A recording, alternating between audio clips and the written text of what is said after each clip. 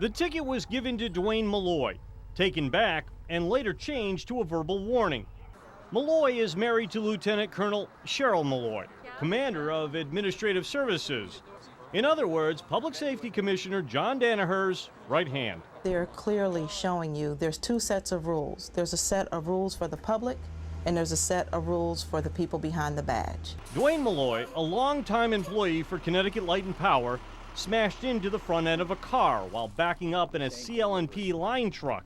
It happened in July on Straits Turnpike Lane in the town of Morris. Malloy caused moderate damage to the car. CL&P's truck was no worse for wear and tear. No one was injured. We know Lieutenant Colonel Cheryl Malloy came to the scene in an unmarked state car, and we know she spoke to the investigating trooper, Judson Kawada. In the weeks that followed, Kawada's superiors pressured him to take the ticket back. He refused. He says they're trying to make him, he never gave me a name, never told me who. He said they wanted the ticket back and they wanted it to be changed to a written warning. Up until recently, Master Sergeant Teresa Freeman was Kawada's immediate supervisor at Troop L in Litchfield. The lieutenant in charge is Sean Boyne. A few weeks ago, Lieutenant Boyne penned this letter, requesting the Centralized Infractions Bureau void the ticket. Boyne gave no reason. Boyne's commissioner, John Danaher, says there were no improprieties. There's no truth that there was a ticket fixed. Okay. It's been investigated. The State Police Department's Professional Standards Unit conducted the investigation. Within this almost 120-page report, yes, nearly 120 pages, over a $103 traffic fine, there was a feeling among some of the department's brass that Dwayne Malloy's ticket was excessive. A sergeant even spent time researching to see if the driver of a CL&P truck, like operators of state highway vehicles, are exempt by law from some types of traffic tickets.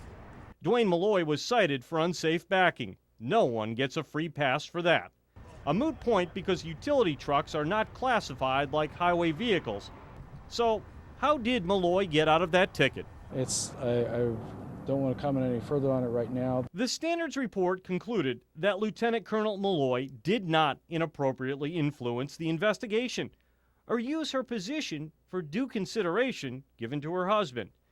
Up until that ticket was written, Master Sergeant Freeman was second in command to Lieutenant Boyne at this troop.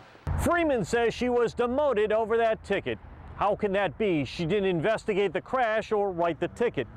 Freeman says her name came up at a deposition recently, and she's a former whistleblower. Cause enough, she suspects, for her transfer from Troop L against her wishes in September to the Public Safety Building here in Middletown. Now all of a sudden I'm transferred out of my assignment. I am embarrassed and humiliated beyond belief. During her almost 20 years with the state police, Freeman has received the Governor's Service Award. Earlier this year, Governor Jody Rell's chief legal counsel, Anna Faceto, called Freeman on behalf of the governor, seeking advice, leaving this message on Freeman's answering machine. She needs to make some decisions, as you know, concerning the department sooner rather than later. So she asked if we could meet sometime today or tomorrow. The governor declined comment for our story. Fixing a ticket is a serious breach of the state code of ethics and could cost some troopers their jobs. This didn't have to turn out this way. He could have paid the fine, mailed in the ticket, gone to court, plead not guilty. This would have all been, just a little minor issue.